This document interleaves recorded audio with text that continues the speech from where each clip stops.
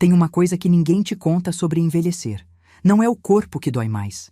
É perceber que você se tornou transparente para as pessoas que você mais ama. É sentar numa sala cheia de gente e sentir que ninguém te enxerga. É ouvir risadas, conversas, planos sendo feitos e entender que você não faz parte de nenhum deles. Meu nome é Vera Lúcia Mendes Figueiredo. Tenho 67 anos. E essa história começa numa quarta-feira de março, às 3h27 da tarde. Eu sei o horário exato porque olhei para o relógio no momento em que meu filho abriu a boca e destruiu qualquer ilusão que eu ainda tivesse sobre o meu lugar na vida dele. Mas antes de contar o que aconteceu naquela sala de reunião, preciso que você entenda uma coisa. Nenhuma humilhação surge do nada. Nenhuma ferida aparece de repente. Toda dor profunda tem raízes antigas, escondidas, que vão crescendo em silêncio até o dia em que finalmente rompem a superfície. E as minhas raízes começaram há exatamente 25 anos. Eu tinha 42 anos quando Geraldo partiu. Meu marido, meu companheiro de 2 décadas, o pai do meu único filho, uma condição cardíaca que ninguém esperava. Num dia ele estava sentado à mesa do jantar, rindo de uma piada boba que nosso filho Renato tinha contado. No outro, eu estava no hospital, assinando papéis que eu mal conseguia ler através das lágrimas. Renato tinha 17 anos na época. Estava no último ano do colégio, cheio de sonhos, cheio de planos. Quando viu o pai deitado naquela maca, coberto por um lençol branco, ele não chorou. Ficou parado, olhando, como se o mundo inteiro tivesse parado junto com ele. Eu tive que ser forte pelos dois. Engoli meu próprio luto para conseguir segurar a mão do meu filho e dizer que ia ficar tudo bem. Geraldo deixou para trás uma pequena loja de materiais de construção em Sorocaba, interior de São Paulo. Um negócio modesto que ele tinha construído do zero ao longo de 15 anos. Era o orgulho dele. Cada prateleira, cada saco de cimento, cada lata de tinta representava anos de trabalho, de sacrifício, de sonhos. Todo mundo achava que a loja era mérito exclusivo dele, que Geraldo era o gênio por trás dos números, o empresário de visão que tinha transformado um barracão alugado numa loja de esquina respeitada. E eu deixei que pensassem isso. Porque naquela época, mulher que entendia de negócios era vista com desconfiança. Mulher que sabia fazer conta melhor que o marido era motivo de piada. A verdade é que eu sempre fui a cabeça invisível daquele negócio. Geraldo era bom de conversa. Tinha carisma, sabia vender, fazia amizade com qualquer um que entrasse pela porta. Mas era eu quem fechava o caixa toda noite, conferindo centavo por centavo. Era eu quem ligava para os fornecedores às 6 da manhã, negociando prazo, pechinchando desconto. Era eu quem calculava margem de lucro, quem decidia o que comprar e o que deixar de lado. Quem percebia quando um funcionário estava roubando antes mesmo de faltar dinheiro na gaveta. Aprendi tudo sozinha. Não tive professor, não fiz curso. Tinha um caderno quadriculado, onde anotava tudo, uma calculadora cinza que ainda guardo numa gaveta do meu quarto e uma determinação que veio de ver minha mãe criar 6 filhos sozinha depois que meu pai foi embora. Quando Geraldo partiu, todos esperavam que eu vendesse a loja. Os fornecedores ligavam, oferecendo comprar o estoque por valores ridículos. Os concorrentes apareciam com propostas indecentes. Até o irmão do Geraldo, que nunca tinha pisado na loja, surgiu dizendo que podia assumir o negócio para me ajudar. Renato, meu filho, também achou que eu não daria conta. Chegou em casa um dia dizendo que ia largar o colégio para assumir a loja, que não podia deixar a mãe dele se acabar tentando fazer algo que era trabalho de homem. Eu olhei para ele, para aquele menino de 17 anos que achava que sabia tudo sobre a vida, e disse com uma calma que eu mesma não sabia de onde vinha: "Você vai terminar o colégio, vai entrar na faculdade e vai deixar a sua mãe cuidar do que ela sempre cuidou." Ele não entendeu o que eu quis dizer. Ninguém entendeu, mas obedeceu. Durante os 7 anos seguintes, eu mantive aquela loja funcionando, sozinha. Acordava às 4h30 da manhã, quando a cidade ainda estava escura e silenciosa. Tomava um café preto, forte, e saía de casa antes das 5. Chegava na loja, abria as portas, conferia o que tinha chegado dos fornecedores na noite anterior. Às 7, quando os funcionários chegavam, eu já tinha organizado o estoque, separado os pedidos do dia, revisado as contas pendentes. Atendia cliente, resolvia problema, negociava com representante, pagava conta, cobrava caloteiro.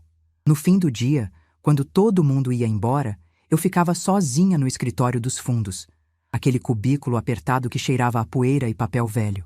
Conferia os números do dia, anotava no meu caderno, planejava o mês seguinte, perdi as contas de quantas noites dormia em cima daquela mesa de fórmica marrom. Quantas vezes acordei com o pescoço travado, a coluna reclamando, mas sem tempo de reclamar porque o despertador já estava tocando e tinha mais um dia inteiro pela frente. Renato entrou na faculdade de administração em Campinas. Eu paguei cada mensalidade, cada livro, cada despesa. Ele morava numa república com outros estudantes, vinha para casa nos finais de semana e eu sempre fazia questão de ter a geladeira cheia e a cama arrumada. Queria que ele se concentrasse nos estudos, queria que ele tivesse as oportunidades que eu nunca tive. Ele se formou aos 24 anos. Eu estava sentada na primeira fila da cerimônia de formatura, com meu vestido azul marinho, o mesmo que tinha usado no casamento dele com Geraldo, apertando um lencinho branco nas mãos. Quando chamaram o nome dele e ele subiu para pegar o diploma, eu chorei tanto que a mulher do meu lado perguntou se eu estava passando mal. Não estava passando mal. Estava sentindo orgulho. Um orgulho imenso, avassalador, que enchia meu peito e transbordava pelos olhos. Meu menino tinha conseguido. Apesar de tudo, apesar da perda do pai, apesar das dificuldades, ele tinha conseguido. E eu tinha conseguido dar isso para ele. Foi quando cometi o primeiro de muitos erros. Achei que era hora de passar o bastão. Renato era jovem, formado, cheio de ideias modernas que eu não entendia direito, mas que pareciam promissoras. Eu estava cansada. 7 anos carregando aquela loja nas costas tinham cobrado seu preço. Minhas costas doíam o tempo todo. Meus olhos já não conseguiam ler letra pequena sem óculos. Minhas mãos, que antes eram firmes para contar dinheiro, começavam a tremer no fim do dia. Então, eu fiz o que achei certo. Transferi a loja para o nome do Renato. Tudo. O imóvel, o estoque, a carteira de clientes, os contratos com fornecedores. Assinei os papéis no cartório num dia de terça-feira, com o sol entrando pela janela e um sorriso no rosto. Não pedi nada em troca. Nem uma porcentagem do lucro, nem um salário simbólico, nem um documento que garantisse minha participação no negócio que eu tinha sustentado por tantos anos. Achei que não precisava. Era meu filho. Ele jamais esqueceria tudo o que eu tinha feito. Ele jamais me deixaria de lado. Que ingenuidade a minha. No início, as coisas pareciam bem. Renato me ligava toda semana, às vezes, todo dia, pedindo opinião sobre isso ou aquilo. Qual fornecedor escolher para cimento? Vale a pena fazer promoção de tinta no fim do ano? Aquele funcionário antigo, o seu Joaquim, está rendendo menos? O que eu acho de trocar ele por alguém mais novo? Eu respondia tudo com paciência. Sentia que ainda tinha um papel, ainda era útil, ainda fazia parte daquela história. Mal sabia eu que aquelas ligações estavam apenas contando os dias, até se tornarem cada vez mais raras, cada vez mais curtas, até desaparecerem completamente. A mudança começou quando Renato conheceu Débora. Ela trabalhava no departamento de recursos humanos de uma empresa grande em São Paulo. Era bonita, isso eu não podia negar. Cabelos lisos, sempre bem arrumados, maquiagem impecável, roupas de grife que eu nem sabia pronunciar o nome. Falava de gestão de pessoas e cultura organizacional e feedback construtivo, com uma segurança que eu nunca tive para falar de nada. Renato se apaixonou de um jeito que eu nunca tinha visto. Os olhos dele brilhavam quando falava dela. Ele ria das piadas dela, concordava com todas as opiniões dela, mudava de ideia no meio da frase se ela levantava uma sobrancelha. Eu fiquei feliz por ele. Todo filho merece encontrar alguém para amar. O problema é que Débora me viu, desde o primeiro instante em que colocou os olhos em mim, como um obstáculo a ser removido. Eu lembro do primeiro jantar que ela veio na minha casa. Eu tinha passado o dia inteiro na cozinha. Frango ao molho pardo, do jeito que o Renato amava desde criança. Arroz com pequi, que era a receita da minha mãe. Quiabo refogado, que o Geraldo sempre dizia que ninguém fazia igual. Sobremesa de goiabada com queijo, cortada em pedacinhos perfeitos. Arrumei a mesa com a toalha boa, a de linho branco que só usava em ocasião especial. Coloquei as flores que tinha comprado de manhã no mercado. Acendi uma vela no centro, daquelas com cheiro de baunilha que deixam o ambiente acolhedor. Quando eles chegaram, Débora entrou olhando para os cantos como quem faz inspeção sanitária. Passou o dedo na estante da sala, verificou o encosto do sofá, ergueu uma sobrancelha para a cortina da janela. Não disse nada, mas não precisava. O olhar já dizia tudo. Na hora de sentar para comer, ela ficou parada diante do prato, olhando para aquela comida que eu tinha preparado com tanto carinho, e disse com uma vozinha fina: "Ai, dona Vera, desculpa, mas eu estou de dieta. Não como comida pesada assim. Tem uma saladinha?" Renato me olhou com aquela expressão que eu ia aprender a conhecer muito bem nos anos seguintes. A expressão de "desculpa, mãe, mas é assim que as coisas são agora." Ele não disse nada. Não defendeu minha comida, não explicou que era especial, não sugeriu que ela pelo menos experimentasse. Apenas ficou em silêncio enquanto eu me levantava, ia até a cozinha e improvisava uma salada com o que tinha na geladeira. Débora passou o jantar inteiro cutucando folhas de alface, enquanto Renato comia meu frango em silêncio, sem elogiar uma única vez, sem dizer que estava gostoso como sempre dizia. O ar na sala estava pesado, denso, como se uma nuvem tivesse entrado pela janela e decidido ficar. Quando eles foram embora, eu fiquei sentada na mesa vazia por muito tempo. Os pratos ainda cheios de comida que ninguém tinha comido. As flores já começando a murchar. A vela derretida até o fim. Eu devia ter percebido naquela noite. Devia ter entendido o que estava por vir. Mas eu era mãe. E mães têm essa capacidade infinita de ignorar os sinais, de dar desculpas, de acreditar que no fundo tudo vai ficar bem. Naquela noite, sozinha na cozinha, lavando panelas que eu tinha sujado para nada, eu prometi a mim mesma que ia me esforçar mais. Que ia conquistar a Débora, que ia mostrar para ela que eu não era uma ameaça, que eu só queria ver meu filho feliz. Eu não sabia ainda, mas tinha acabado de entrar em uma guerra que eu jamais poderia vencer, porque era uma guerra onde o único prêmio era minha própria invisibilidade. E nos anos seguintes eu ia aprender, da forma mais dolorosa possível, que às vezes as pessoas que mais amamos são exatamente as pessoas capazes de nos destruir. Não com gritos, não com violência, não com palavras de raiva, mas com algo muito pior, com silêncio, com indiferença, com o simples ato de olhar através de você como se você não existisse.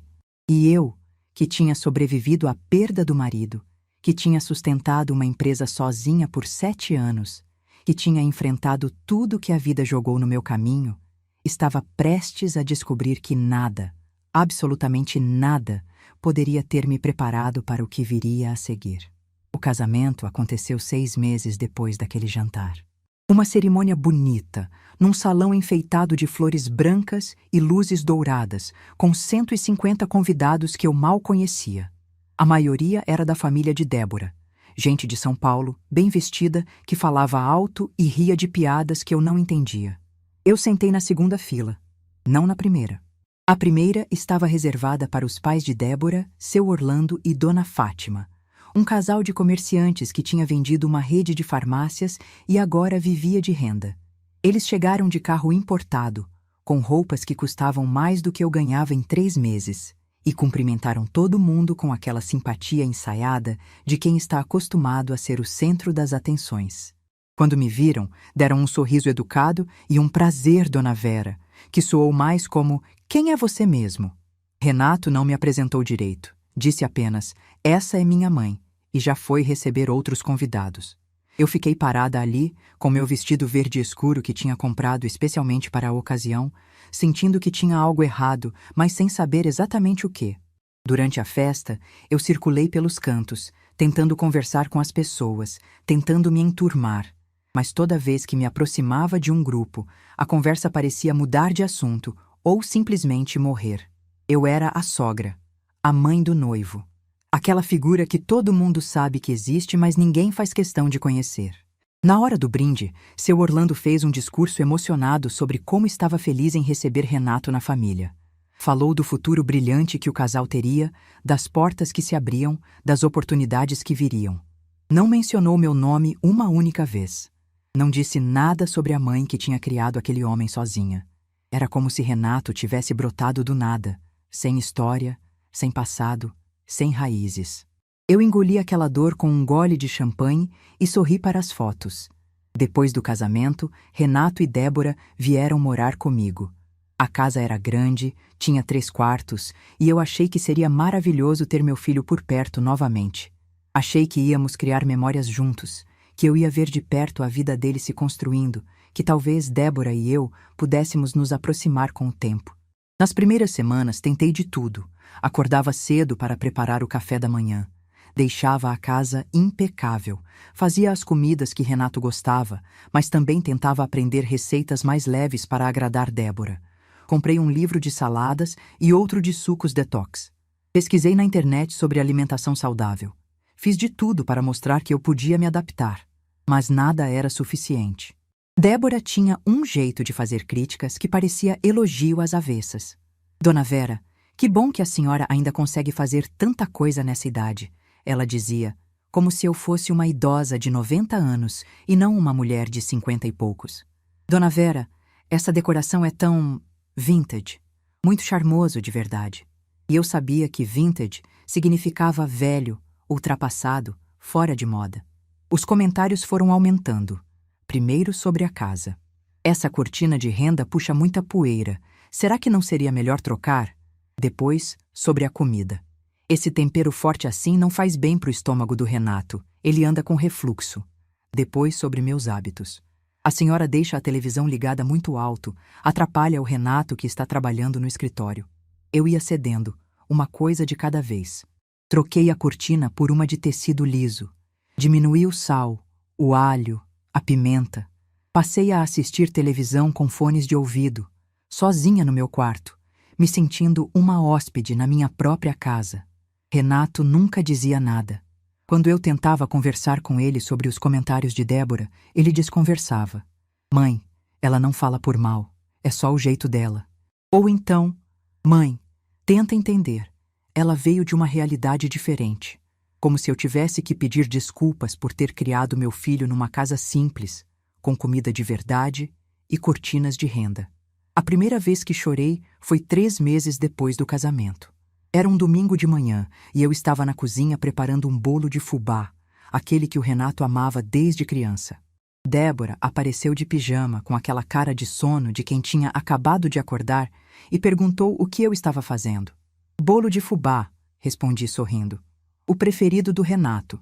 Ela torceu o nariz. Dona Vera, ele não come mais essas coisas. Estamos numa reeducação alimentar. Carboidrato de manhã não pode. Eu fiquei parada, com a colher de pau na mão, olhando para aquela massa que eu tinha preparado com tanto carinho. O cheiro de fubá e erva doce já estava enchendo a cozinha. As forminhas estavam untadas, esperando. Mas é domingo, eu disse, com uma voz que saiu mais fraca do que eu queria. Dia de domingo sempre tem bolo de fubá, desde que o Renato era menino. Débora sorriu daquele jeito que eu já conhecia. O sorriso de quem tem pena de você, mas não quer demonstrar. Dona Vera, as coisas mudam. O Renato não é mais menino. Ele é um homem adulto, com responsabilidades, com uma esposa. Não pode ficar preso nas coisas do passado. Ela saiu da cozinha antes que eu pudesse responder. Eu terminei de fazer o bolo, coloquei no forno. Sentei na cadeira da cozinha e chorei em silêncio, abafando os soluços com o pano de prato, para ninguém ouvir. Quando o bolo ficou pronto, Renato nem desceu para comer. Débora disse que eles iam tomar café numa padaria orgânica que tinha aberto no centro. Saíram os dois, de mãos dadas, sem me convidar. Eu comi uma fatia daquele bolo sozinha, na cozinha vazia, sentindo o gosto da minha própria derrota em cada mordida. 2 anos depois do casamento, veio a notícia que eu mais esperava. Débora estava grávida. Quando Renato me contou com aquele sorriso enorme no rosto, eu chorei de alegria. Finalmente ia ser avó. Finalmente ia ter alguém para cuidar, para mimar, para encher de amor sem precisar pedir licença. Uma criança que seria parte de mim, que carregaria algo do Geraldo, que daria sentido a todos aqueles anos de sacrifício. Eu me ofereci para ajudar em tudo.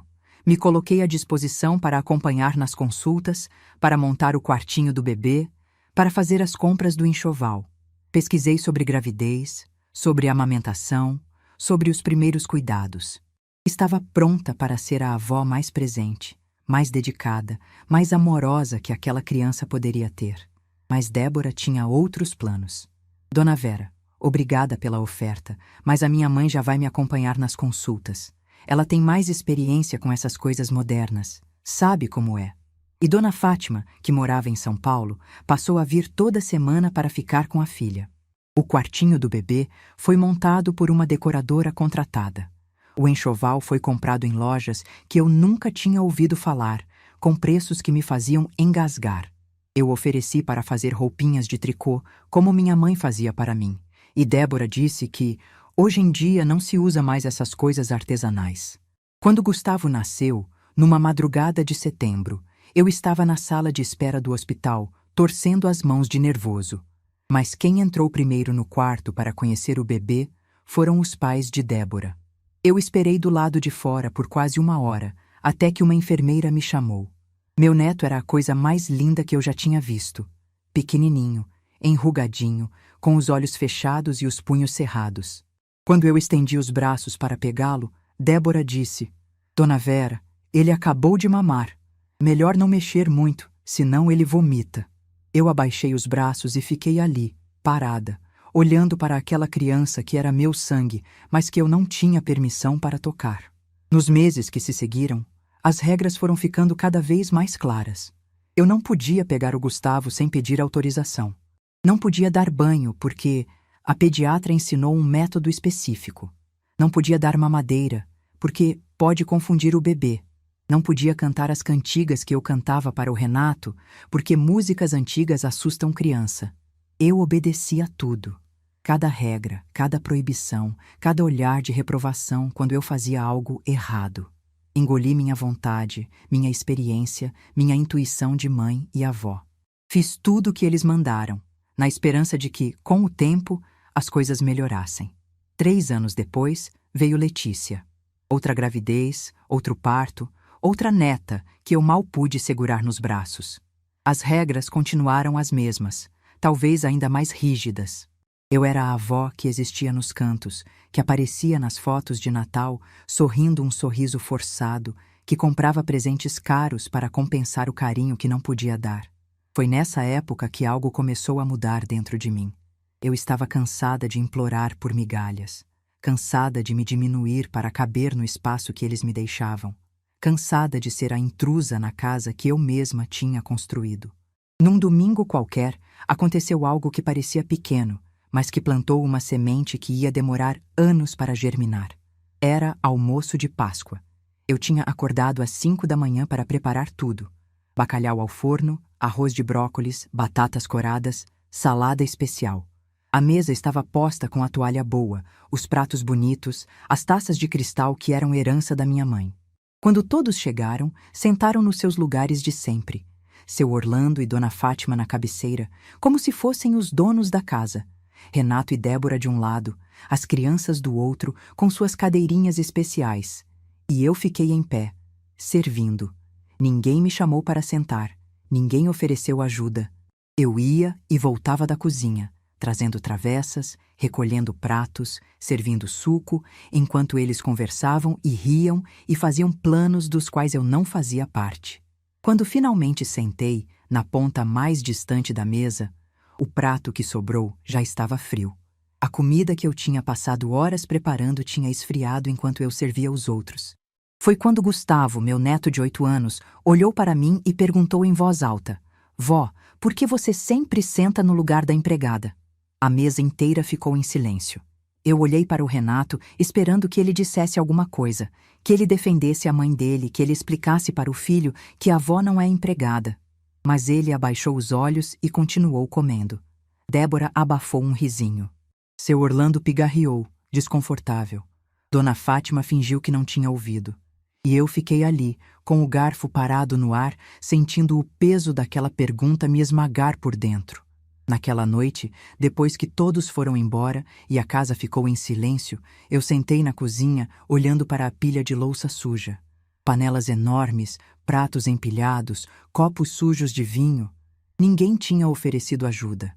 Ninguém tinha ficado nem 5 minutos a mais para me ajudar a limpar a bagunça que eles tinham feito.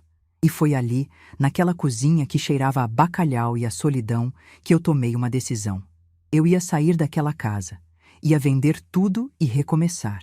Ia parar de esperar que as coisas mudassem, porque elas não iam mudar. Ia parar de implorar por um lugar que nunca foi meu. Na semana seguinte, liguei para uma corretora de imóveis. O que eu não sabia ainda é que aquela decisão, que parecia apenas uma fuga, seria o primeiro passo de uma jornada que mudaria tudo. Uma jornada que me levaria de volta ao controle da minha própria vida. E que um dia, anos depois, faria meu filho bater na minha porta implorando por perdão. Mas isso ainda estava longe. E antes de chegar lá, eu tinha muito o que aprender sobre mim mesma. Tinha que descobrir que a mulher que eu achava que era, submissa, invisível, descartável, não era a mulher que eu realmente era por dentro. Porque existe uma diferença enorme entre aceitar o lugar que os outros te dão e escolher o lugar onde você quer estar. Eu tinha passado anos aceitando. Agora, pela primeira vez, eu ia começar a escolher. E essa escolha ia custar caro, para todos nós. A corretora de imóveis se chamava Sandra, uma mulher de uns 40 anos, cabelos curtos, sorriso profissional. Ela chegou na minha casa numa manhã de terça-feira, com uma pasta cheia de papéis e aquele olhar de quem já tinha visto muitas histórias parecidas com a minha. Eu a recebi na sala, ofereci café e expliquei o que queria. Vender a casa. Toda ela. O mais rápido possível. Sandra olhou ao redor, avaliando os móveis, as paredes, o tamanho dos cômodos. Fez anotações, tirou fotos, mediu os espaços. Quando terminou, sentou na minha frente e disse algo que me pegou de surpresa. Dona Vera, a senhora sabe que essa casa vale muito mais do que a maioria das pessoas imagina, não sabe? Eu não sabia. Ou melhor, nunca tinha parado para pensar nisso. Aquela casa era só minha casa. O lugar onde eu tinha criado meu filho, onde tinha vivido meu casamento, onde tinha chorado a perda do meu marido. Para mim, o valor era sentimental, não financeiro. Sandra explicou que o bairro tinha valorizado enormemente nos últimos anos. Novas escolas, novos comércios, uma estação de metrô planejada para ser inaugurada em breve. O terreno sozinho já valia uma fortuna. A casa, bem conservada como estava, valia ainda mais. Quando ela disse o número, eu pedi para repetir. Achei que tinha ouvido errado. Não tinha. Aquela casa, que eu achava que era apenas um teto sobre minha cabeça, valia o suficiente para eu viver confortavelmente pelo resto da vida, sem depender de ninguém, sem precisar pedir nada para ninguém. Naquela noite eu não dormi. Fiquei deitada na cama, olhando para o teto, fazendo contas na cabeça. Pela primeira vez em anos, eu estava pensando no meu futuro. Não no futuro do Renato, não no futuro dos meus netos, não no futuro da família. No meu futuro. E essa sensação era ao mesmo tempo assustadora e libertadora.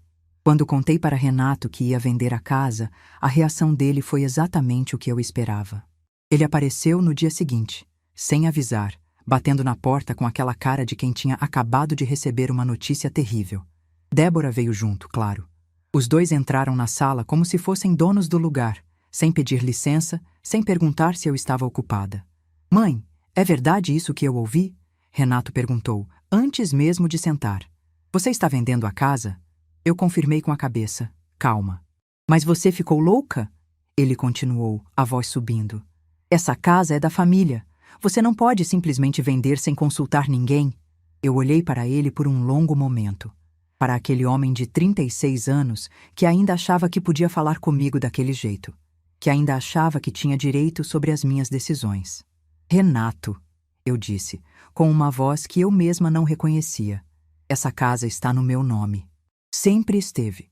Eu posso fazer o que quiser com ela. Débora se intrometeu, como sempre fazia. Dona Vera, mas e as crianças? Elas cresceram nessa casa. Tem valor sentimental. A senhora não pode simplesmente... Posso sim, eu interrompi. E vou. O silêncio que se seguiu foi pesado. Renato me olhava como se estivesse vendo uma estranha. Talvez estivesse. Talvez aquela fosse a primeira vez que ele via a mulher que eu realmente era por dentro. E onde você vai morar?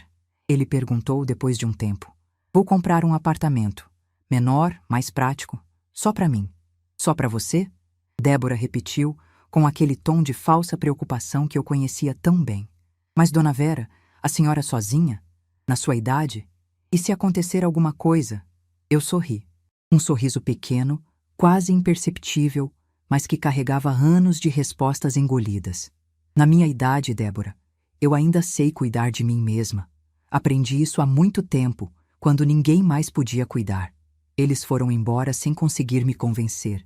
Renato ainda tentou mais algumas vezes nas semanas seguintes. Ligava, aparecia, mandava mensagens. Usou os netos como argumento. Disse que as crianças ficariam traumatizadas, que eu estava destruindo a família. Mas eu já tinha tomado minha decisão. A casa foi vendida em menos de um mês. O comprador pagou à vista, sem pechinchar. Quando assinei os papéis no cartório, senti algo que não sentia há décadas: controle. Controle sobre minha própria vida, sobre meu próprio destino. Comprei um apartamento de 2 quartos num bairro tranquilo, perto do centro. Não era luxuoso, mas era meu. Cada móvel que escolhi, cada cor de parede que pintei, cada detalhe da decoração foi decisão minha. Ninguém para criticar, ninguém para dar palpite, ninguém para me fazer sentir que eu estava fazendo algo errado. Mas o dinheiro da venda da casa era muito mais do que eu precisava para comprar o apartamento. Sobrou uma quantia considerável. E foi aí que minha vida realmente começou a mudar. Eu poderia ter colocado tudo na poupança, como faz a maioria das pessoas da minha idade. Poderia ter deixado o dinheiro parado, rendendo quase nada, esperando eu precisar. Mas algo dentro de mim dizia que eu podia fazer mais, que eu merecia fazer mais. Foi quando conheci Cláudia. Ela era consultora financeira, indicação de uma conhecida da igreja que tinha multiplicado suas economias, seguindo os conselhos dela. Cláudia tinha mais ou menos a minha idade, cabelos grisalhos que ela usava com orgulho e um jeito direto de falar que me conquistou na primeira conversa. Dona Vera, ela disse depois de ouvir minha história, a senhora passou a vida inteira cuidando do dinheiro dos outros. Está na hora de cuidar do seu.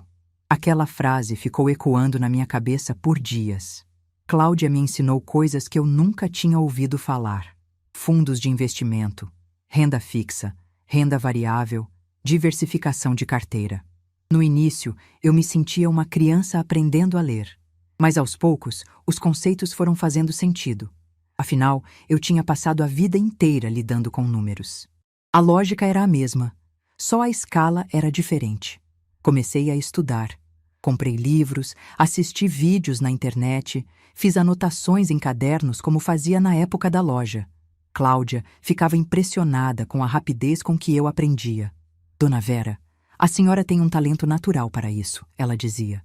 E eu sorria, pensando em todas as vezes que me disseram que eu não entendia nada de negócios.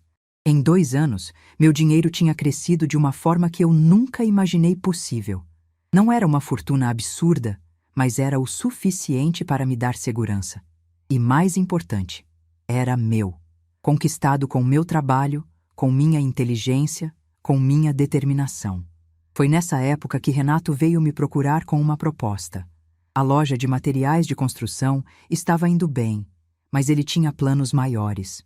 Queria expandir, abrir filiais em outras cidades, transformar o negócio numa rede. O problema era o capital. Os bancos tinham negado crédito porque ele já tinha outras dívidas. Os investidores que ele procurou queriam participação demais, controle demais. Ele estava desesperado. Eu via isso nos olhos dele quando sentou na sala do meu apartamento, naquele mesmo sofá onde meses antes tinha me acusado de estar louca por vender a casa.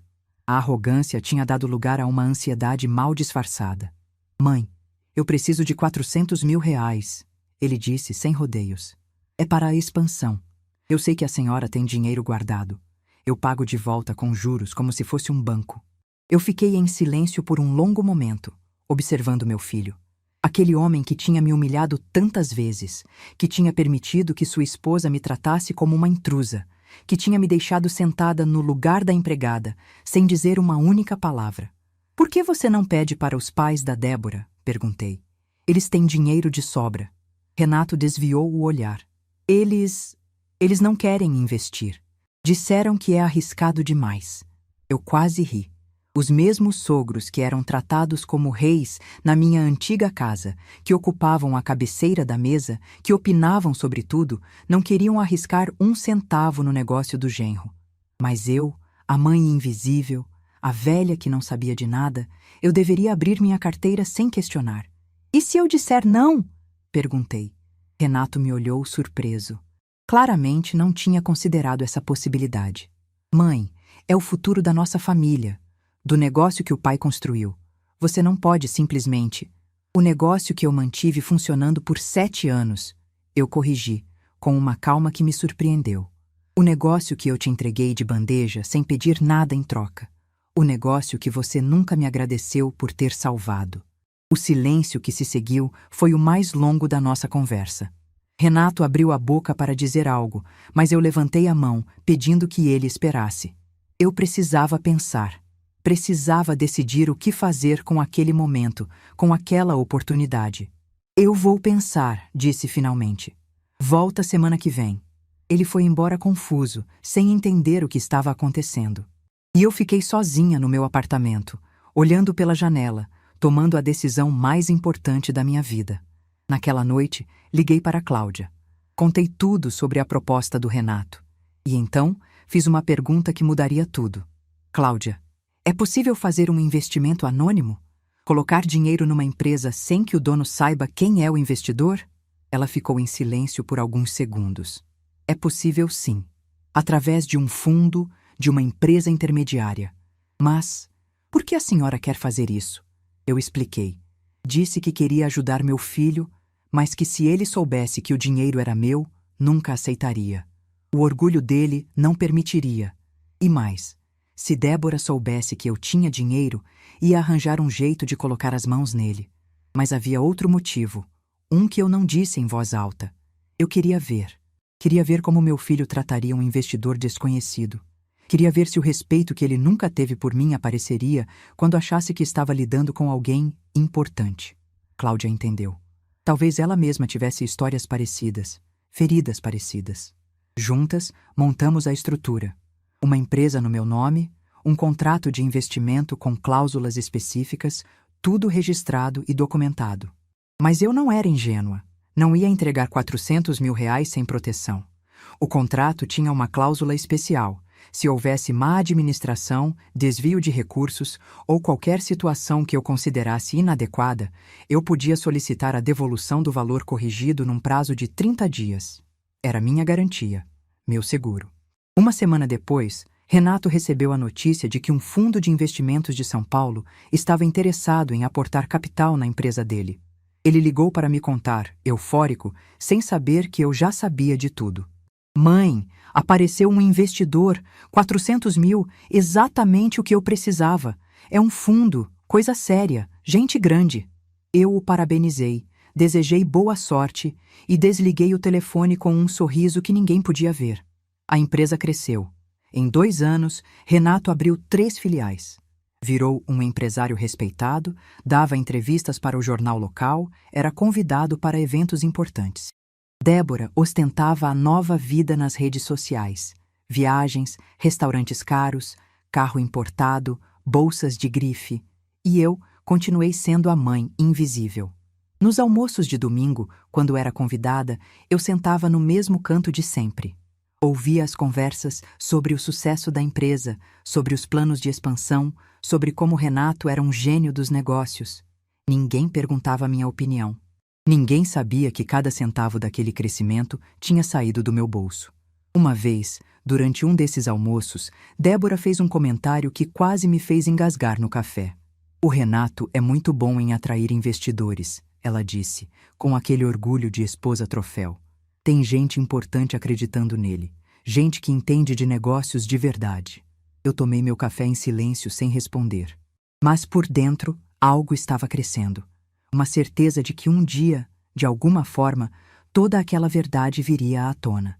Eu só não sabia que esse dia chegaria da forma mais dolorosa possível, que seria eu mesma a detonar a bomba que explodiria tudo, e que quando a poeira baixasse, nada mais seria como antes, porque existe um limite para a invisibilidade, um ponto onde o silêncio deixa de ser aceitação e se torna escolha. E eu estava prestes a descobrir exatamente onde ficava esse ponto. A reunião que mudaria tudo estava marcada para uma quarta-feira de março. E naquele dia, pela primeira vez em anos, eu não ia ficar calada. A reunião foi marcada para uma quarta-feira, às 3 da tarde. Renato me ligou na véspera, com aquela voz de quem está cumprindo uma obrigação, e disse que seria importante eu comparecer. É uma reunião com os sócios e o contador, mãe. Vamos apresentar os números do trimestre.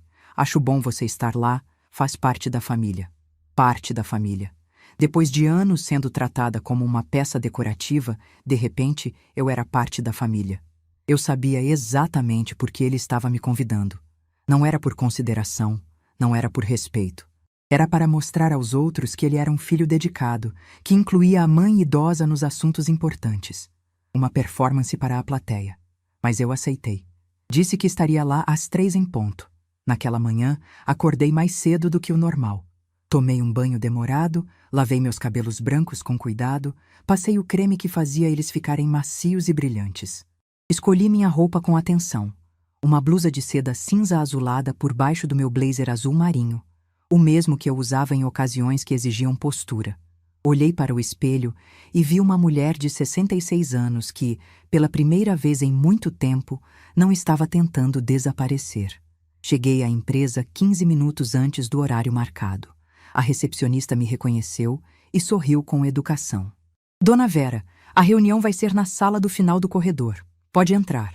A sala de reunião era moderna, com uma mesa grande de vidro, cadeiras de couro e uma televisão na parede onde seriam projetados os números.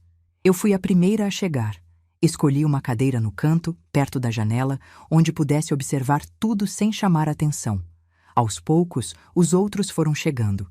Primeiro, o contador, Marcos, um homem de uns 50 anos, calvo, com óculos de armação grossa e uma pasta cheia de documentos. Ele me cumprimentou com um aceno de cabeça educado, mas distante.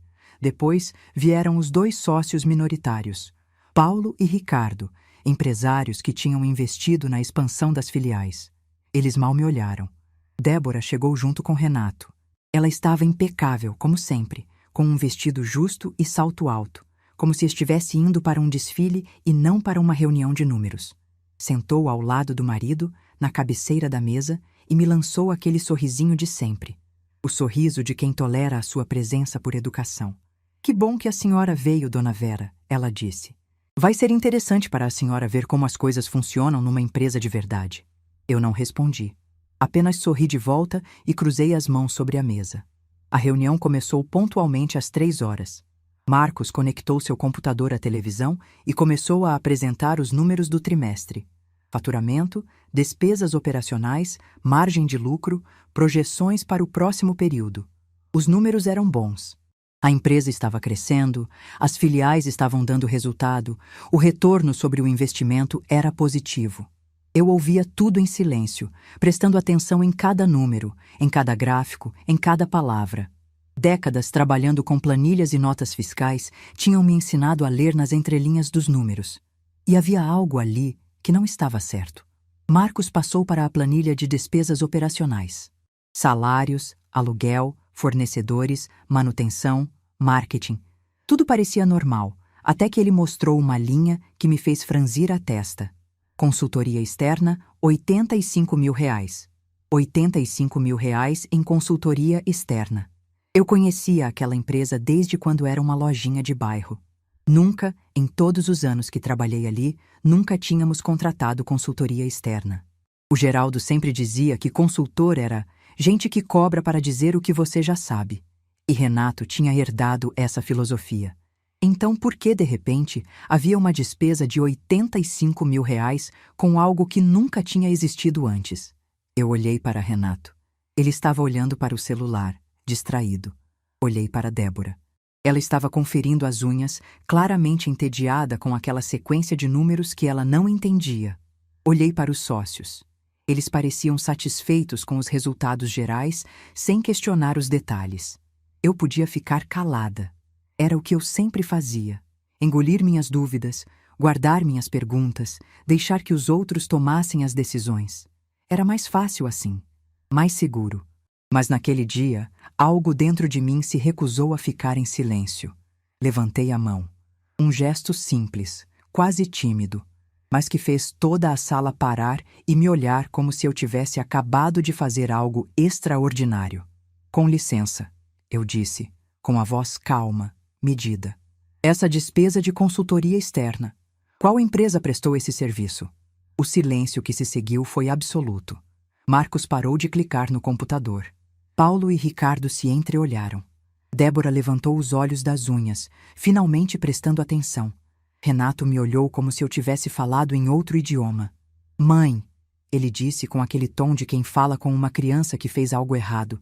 A senhora não precisa se preocupar com isso. São questões técnicas. Eu só perguntei qual empresa. Insisti, mantendo a voz firme. Porque eu conheço esse negócio há mais de 30 anos, Renato. Eu trabalhei aqui quando isso era um barracão alugado e nunca, em todo esse tempo, tivemos consultoria externa. É uma despesa nova e um valor muito alto. O ar na sala ficou pesado. Eu podia sentir a tensão crescendo, como se alguém tivesse acendido um fósforo perto de um barril de pólvora. Marcos mexeu nos papéis, visivelmente desconfortável. Os dois sócios se ajeitaram nas cadeiras, subitamente interessados na minha pergunta. E Débora ficou pálida. Eu vi. Naquele instante, eu vi a verdade nos olhos dela. O medo, o cálculo, a certeza de que algo estava prestes a ser descoberto. Dona Vera, ela disse, tentando recuperar o controle com aquele sorrisinho condescendente que eu conhecia tão bem. A senhora não precisa se preocupar com números. Isso aqui é coisa de gente que entende de empresa. E foi então que Renato fez o que eu nunca vou esquecer. Ele se levantou da cadeira. Olhou para mim com uma expressão que misturava raiva, constrangimento e algo que parecia desprezo. E disse em voz alta, para toda a sala ouvir. Você não sabe nem ler direito, mãe. Sai da reunião. Está nos envergonhando. Eu olhei para o meu filho. Para aquele homem que eu tinha carregado no ventre por 9 meses, que eu tinha amamentado nas madrugadas frias, embalado quando tinha pesadelo, protegido de tudo que pudesse machucá-lo, que eu tinha criado sozinha depois que o pai dele partiu, abrindo mão de tudo para que ele tivesse um futuro. Que eu tinha sustentado com meu suor, educado com meu sacrifício, preparado para a vida com cada centavo que ganhei. Que eu tinha salvado da falência 3 anos antes, sem que ele soubesse, porque acreditava nele mais do que ele jamais acreditou em mim. E ele estava ali, na frente de desconhecidos, me chamando de ignorante, me expulsando como se eu fosse uma funcionária inconveniente, como se todos aqueles anos não significassem nada, como se eu não significasse nada. 3 palavras. Não sabe ler. 3 palavras que apagaram décadas de dedicação. 3 palavras que revelaram o que ele realmente pensava de mim esse tempo todo. A sala inteira ficou em silêncio. Ninguém sabia o que dizer. Marcos olhava para a mesa, envergonhado por estar presenciando aquilo. Os sócios pareciam desconfortáveis, sem saber se deviam intervir ou fingir que não tinham visto nada. Eu senti meu coração acelerar. Senti meus olhos arderem com lágrimas que eu me recusei a deixar cair. Senti uma dor tão profunda que parecia que alguém tinha enfiado uma faca no meu peito e estava girando devagar. Mas eu não gritei, não chorei, não implorei. Eu me levantei em silêncio. Peguei minha bolsa, ajeitei meu blazer e antes de sair, olhei para Marcos e disse, com a voz mais calma que consegui: aquela despesa de consultoria não existe. Vocês sabem disso. E eu também sei. Depois olhei para meu filho uma última vez. Ele estava vermelho, talvez de raiva, talvez de vergonha. Eu não sabia mais a diferença. Saí da sala sem dizer mais nada. Caminhei pelo corredor com passos firmes, cada um ecoando no piso de cerâmica como batidas de um coração que finalmente tinha acordado. Passei pela recepcionista que me olhou com os olhos arregalados de surpresa, provavelmente tentando entender o que tinha acontecido.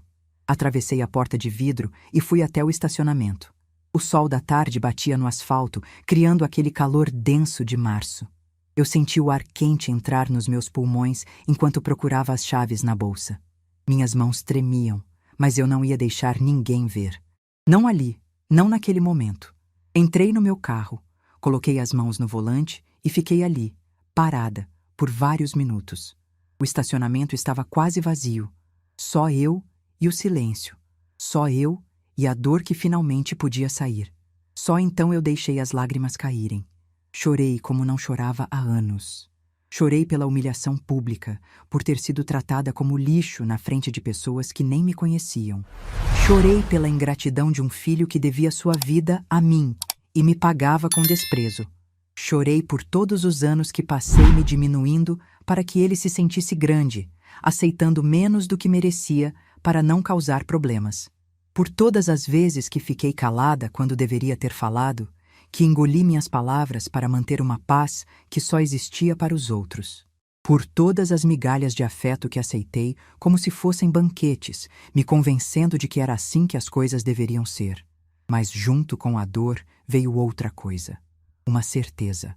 Uma determinação que eu não sabia que ainda existia dentro de mim. Eu não ia deixar aquilo passar. Não dessa vez. Dirigi até meu apartamento em silêncio.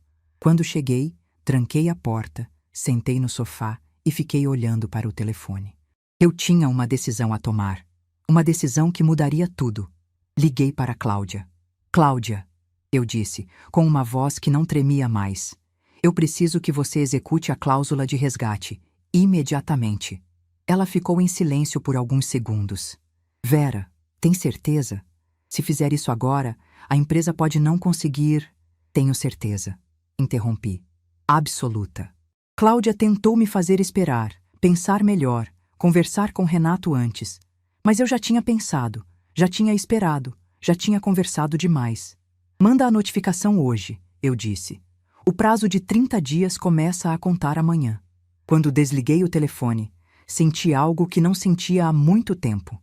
Não era raiva, não era tristeza, era poder.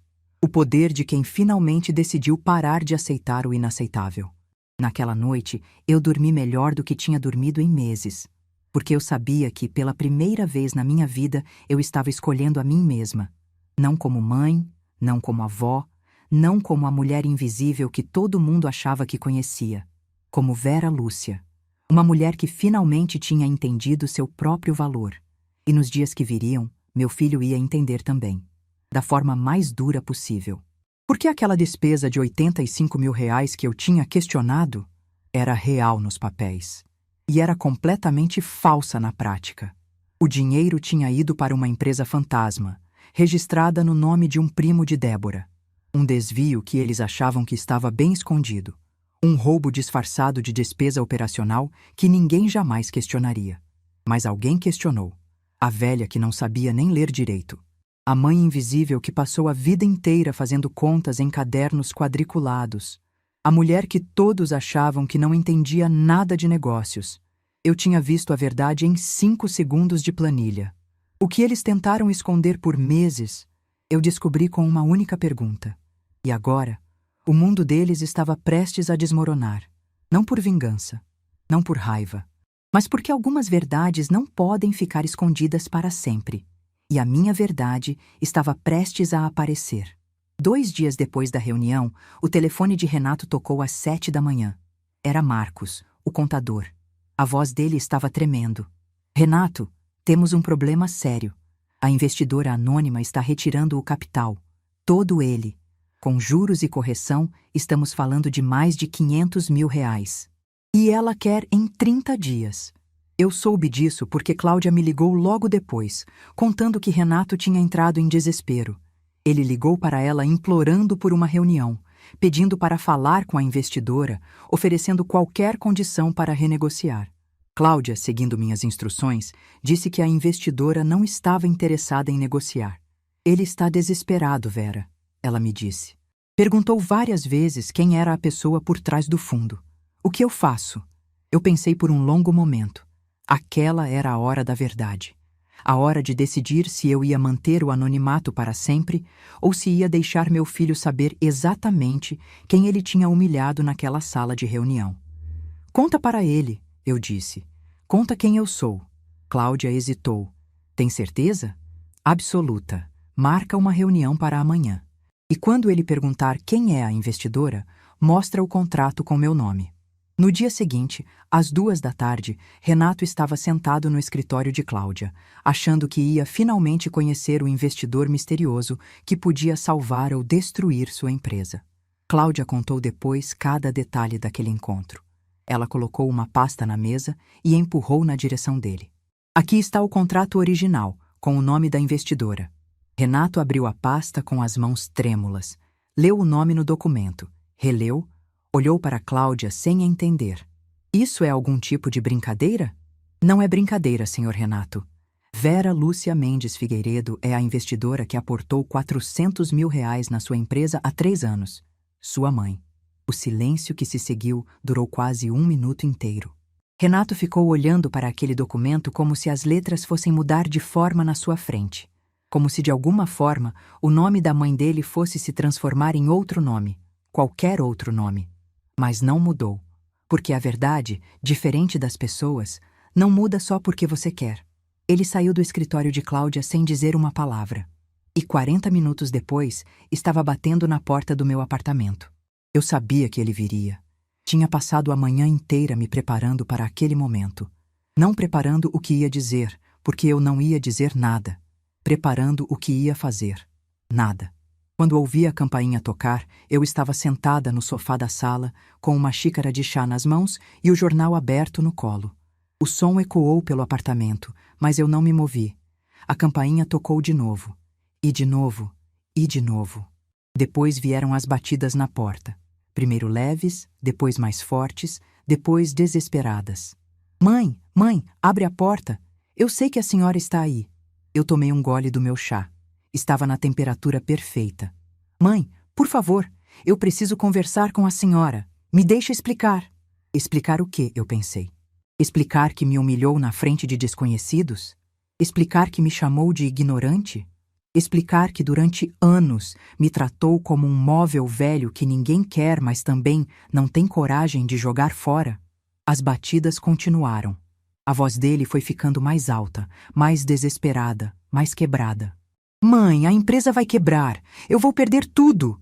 Os sócios estão exigindo auditoria. Descobriram a fraude da Débora. Está tudo desmoronando. Fraude da Débora. Então, ele já sabia. Já tinha descoberto que a esposa perfeita dele estava desviando dinheiro da empresa junto com o primo. Que aqueles R$ 85 mil de consultoria eram só a ponta do iceberg. Mãe, eu errei. Eu sei que errei. Me dá uma chance de consertar. Eu coloquei a xícara na mesa de centro. Levantei do sofá.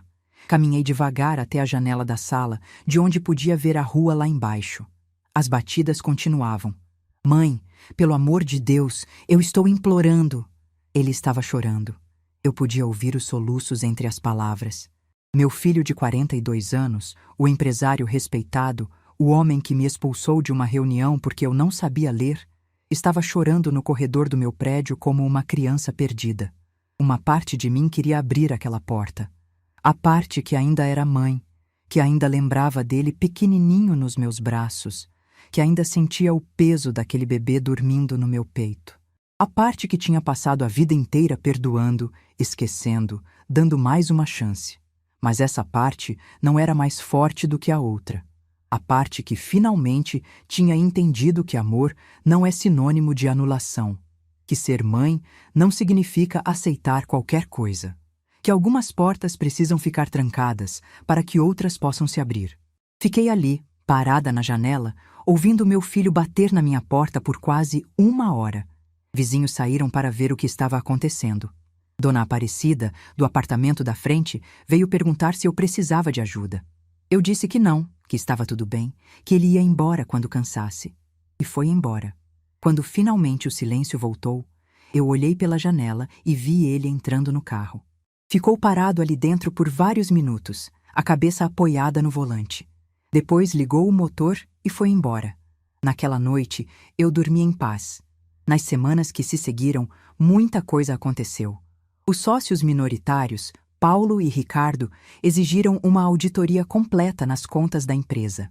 Descobriram não apenas os 85 mil da consultoria fantasma, mas outros desvios menores que Débora tinha feito ao longo dos anos. No total, quase 200 mil reais tinham ido para as mãos do primo dela. Eles se retiraram da sociedade. Exigiram a devolução dos valores investidos, com juros e correção. A empresa, que já estava fragilizada pelo meu resgate, não aguentou o baque. Renato precisou vender 2 das 3 filiais para cobrir as dívidas. Débora, quando viu o barco afundar, mostrou quem realmente era. Pediu separação antes mesmo da poeira baixar. Disse que não tinha casado com um fracassado e que ia lutar por metade de tudo na justiça. O amor que ela jurava sentir pelo meu filho evaporou junto com o dinheiro. Os pais dela, seu Orlando e Dona Fátima, que antes apareciam todo mês cheios de sorrisos e opiniões, desapareceram completamente. Não ligaram para saber como Renato estava, não ofereceram ajuda, não mandaram nenhuma mensagem. Os reis da cabeceira da mesa abandonaram o castelo quando descobriram que não tinha mais ouro. Meus netos, Gustavo e Letícia, foram morar com o pai. Débora disse que precisava de espaço para se encontrar, o que significava que não queria a responsabilidade de criar 2 crianças enquanto tentava reconstruir sua vida de aparências. 1 mês depois do episódio da porta trancada, Renato apareceu de novo, mas dessa vez não veio bater e gritar. Tocou o interfone uma única vez e disse com a voz cansada: "Mãe, eu não vim pedir dinheiro, vim pedir desculpas. Se a senhora não quiser me receber, eu entendo. Mas eu precisava dizer isso." Fiquei em silêncio por um longo momento, com o dedo no botão do interfone. Pensei em tudo o que tinha acontecido. Em todas as humilhações, em todas as dores, em todas as vezes que me senti invisível. E pensei também no menino que ele tinha sido um dia antes de se perder no caminho. "As crianças estão com você?" perguntei. "Estão no carro. Elas queriam ver a avó." Olhei pela janela. O carro dele estava estacionado na frente do prédio. Gustavo e Letícia estavam no banco de trás, olhando para cima, tentando ver minha janela. Respirei fundo. Desci. Quando abri a porta do prédio, meus netos correram para me abraçar. "Vó, a gente sentiu tanto a sua falta", Letícia disse com os olhos cheios de lágrimas. Gustavo, o adolescente que antes mal me olhava, me abraçou tão forte que quase me derrubou. "Desculpa, vó. Desculpa por tudo." Renato ficou parado na calçada, sem saber o que fazer. Eu olhei para ele, para aquele homem que um dia tinha sido meu menino, e disse: "Entra, vamos conversar." A conversa durou horas. Renato me contou tudo, sem esconder nada. Os erros que cometeu, as decisões ruins, como tinha se deixado levar pela arrogância e pela influência de Débora. Chorou várias vezes. Pediu perdão de um jeito que eu nunca tinha visto antes. Não o perdão apressado de quem quer algo em troca, mas o perdão genuíno de quem finalmente entendeu o tamanho do próprio erro. Eu escutei tudo. E quando ele terminou, disse: "Eu te perdoo, Renato. Mas perdoar não significa esquecer. E não significa voltar a ser a mesma de antes." Ele assentiu, sem argumentar. "Eu passei 25 anos me diminuindo para que você se sentisse grande", continuei. "Aceitei ser invisível, ser ignorada, ser tratada como peso. E a culpa não é só sua, é minha também, por ter permitido. Mãe, Deixa eu terminar. O dinheiro que investi na sua empresa era tudo que eu tinha. Tudo que juntei em décadas de trabalho silencioso. Eu investi porque acreditava em você, mesmo quando você não acreditava em mim. Mas o que você fez naquela reunião não foi sobre dinheiro. Foi sobre respeito. E respeito não se compra." Renato ficou em silêncio, a cabeça baixa. "Eu vou manter o resgate", disse. "O dinheiro é meu por direito, mas vou parcelar em condições que você consiga pagar. Não porque você mereça, mas porque aquela empresa também é legado do seu pai, e ele não merece ver isso destruído." Ele levantou os olhos, surpreso. "E tem mais uma coisa. As crianças podem vir morar comigo, se você concordar. Elas precisam de estabilidade e você precisa de tempo para reorganizar sua vida." Gustavo e Letícia, que estavam ouvindo da cozinha, vieram correndo. "Sério, vó? A gente pode morar com você?" Eu sorri. Sério. Mas vão ter regras. Vão ter que arrumar o quarto, ajudar nas tarefas, estudar direito. E, principalmente, vão ter que me tratar com respeito. Como avó. Não como empregada. Eles concordaram na hora. Isso foi há 8 meses. Hoje, Gustavo e Letícia moram comigo. Renato vem visitá-los todo final de semana. A empresa sobreviveu, reduzida a uma única loja, mas funcionando. Ele está pagando as parcelas do meu investimento religiosamente, todo mês. Nossa relação mudou. Não voltou a ser o que era antes, e nem deveria. Agora existe respeito, existe reconhecimento.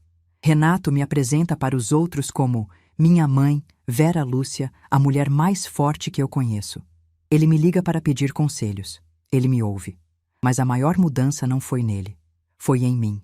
Eu finalmente entendi que amor não significa sacrifício infinito, que ser mãe não significa ser invisível, que aceitar migalhas não é humildade, é anulação. A porta que eu tranquei naquele dia não era apenas a porta do meu apartamento. Era a porta de uma vida onde eu sempre estaria em segundo lugar. Uma vida onde meu valor dependia de quanto eu podia dar e nunca de quem eu era. Hoje, aos 67 anos, eu finalmente estou em primeiro lugar na minha própria história. E se essa história ensina alguma coisa, é que nunca é tarde para trancar as portas que precisam ser trancadas. E nunca é tarde para abrir as portas que levam à nossa própria dignidade. Meu filho me disse uma vez que eu não sabia ler. Ele estava errado. Eu sei ler muito bem. Sei ler números, sei ler contratos, sei ler pessoas. E, principalmente, sei ler o meu próprio valor. O silêncio daquela tarde, enquanto ele batia na minha porta, foi o silêncio mais poderoso da minha vida. Foi o silêncio de uma mulher que finalmente entendeu que se diminuir pelos outros não é amor, é apagamento. Esse foi o livro mais importante que eu já abri. E não pretendo fechá-lo nunca mais. Se essa história tocou seu coração, deixe seu like, se inscreva no canal e comente aqui embaixo. No meu lugar, o que você faria? Sua mensagem pode iluminar o dia de alguém.